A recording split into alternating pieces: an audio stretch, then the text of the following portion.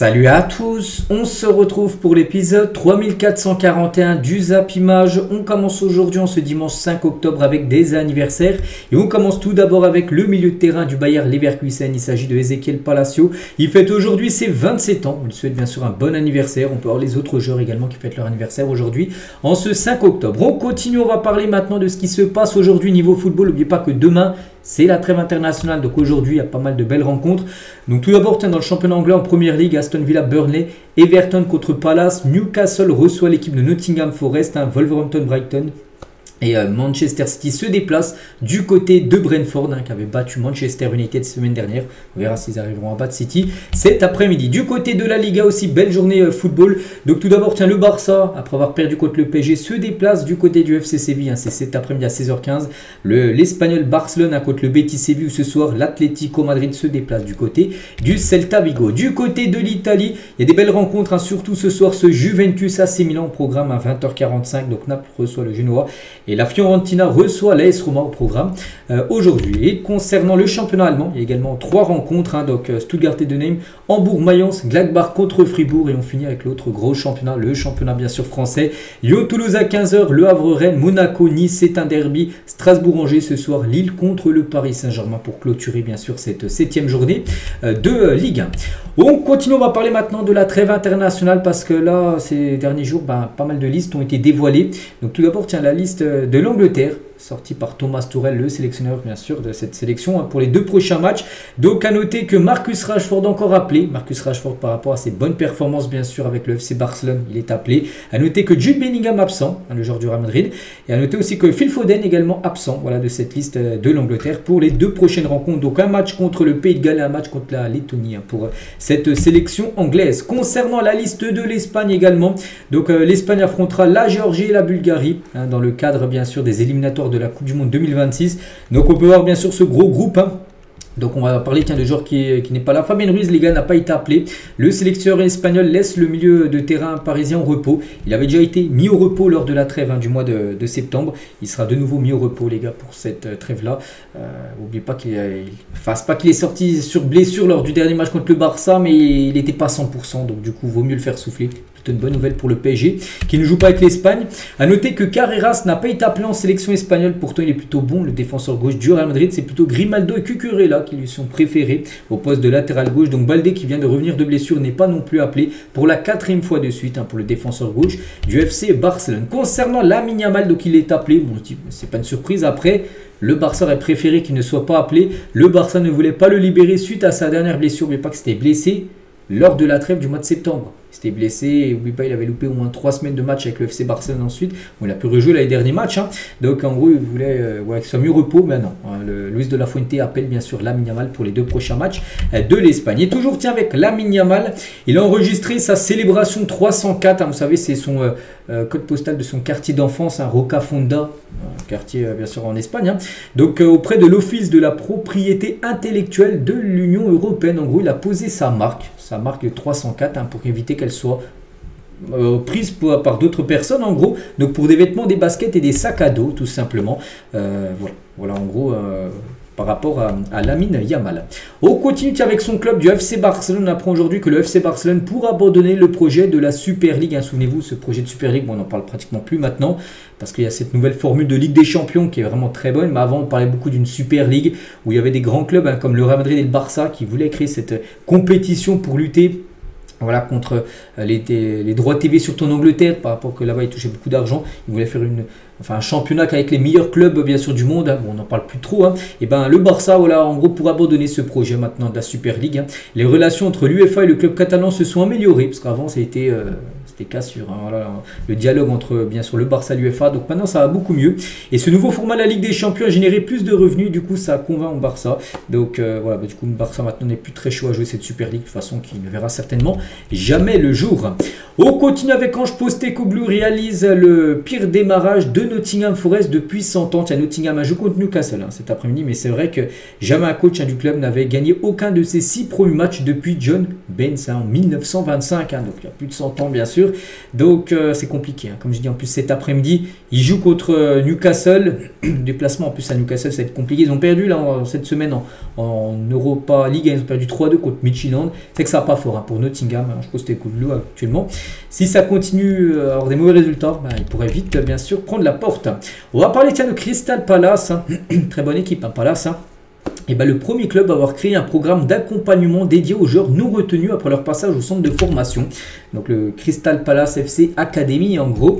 Donc, parce que bien sûr eux aussi ils ont un centre de formation. Les joueurs, il y en a qui percent.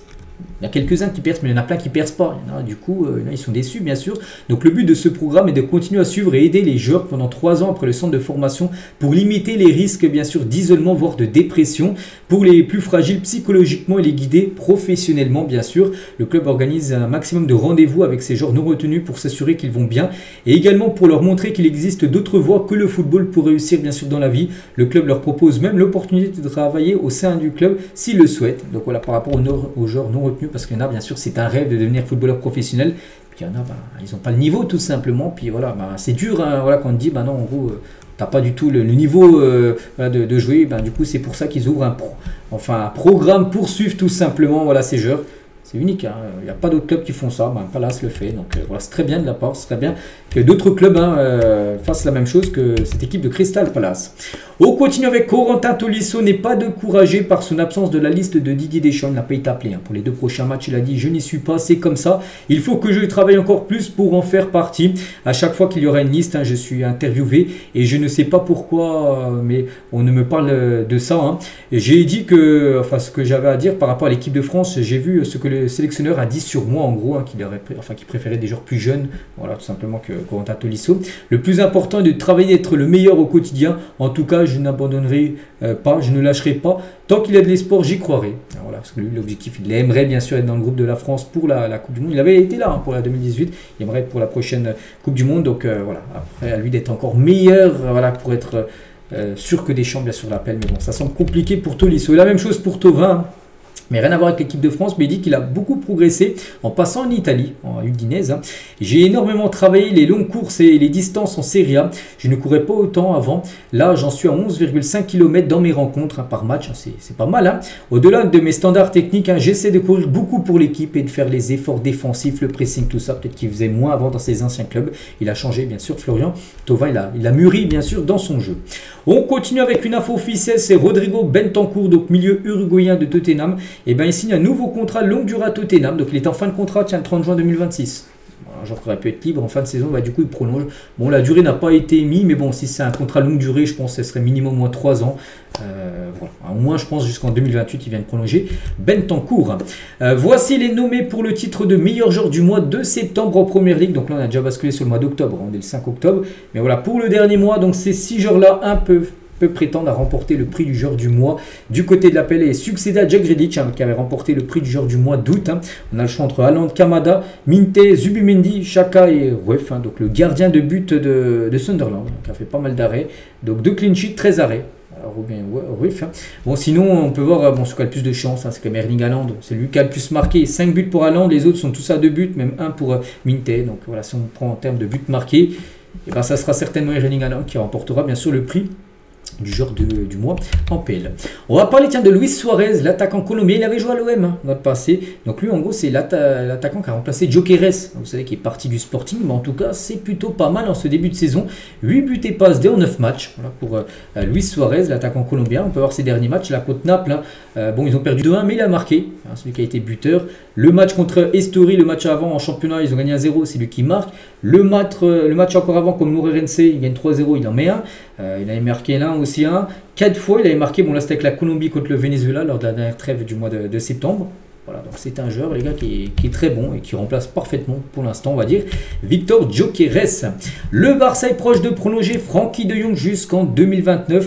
Donc, de Jong est en fin de contrat, en fin de saison. Hein, lui qui est arrivé en 2019 au club, et il pourrait reprolonger jusqu'en 2029. S'il reste jusqu'à la fin de son contrat, il aura passé 10 ans au Barça, Frenkie de Jong. Donc, il devrait, bien sûr, voir son contrat prolongé. Un salaire revu à la baisse, hein, parce qu'il touche un très gros salaire. On touchera toujours un beau salaire, mais il va quand même diminuer son salaire.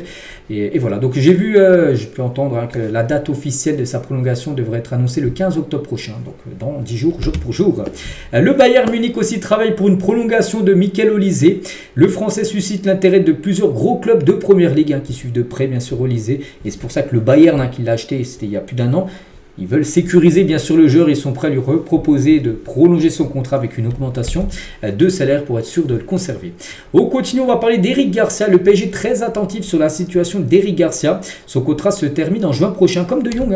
Comme De Jong, c'est en fin de contrat les deux. Bon, De Jong pour l'instant devrait prolonger, mais Eric Garcia pour l'instant il n'y a pas de pourparler par rapport à une prolongation. Et du coup le PSG pourrait essayer de l'avoir gratuitement l'année prochaine, le 1er juillet, s'il venait à ne pas prolonger du côté du FC Barcelone. Des nouvelles de João Félix du côté de l'Arabie Saoudite. Pas mal officiel pour son premier mois dans le championnat saoudien. João Félix est élu joueur du mois de septembre. Voilà, donc il a joué 4 matchs, 5 buts, une passe D. Donc félicitations bien sûr aux coéquipiers de Cristiano Ronaldo. Les joueurs du Big 5 européens qui ont disputé le plus de minutes lors de la saison dernière, on peut voir le premier, c'est Federico Valverde, le joueur du Real Madrid. Il a joué 6029 minutes saison dernière.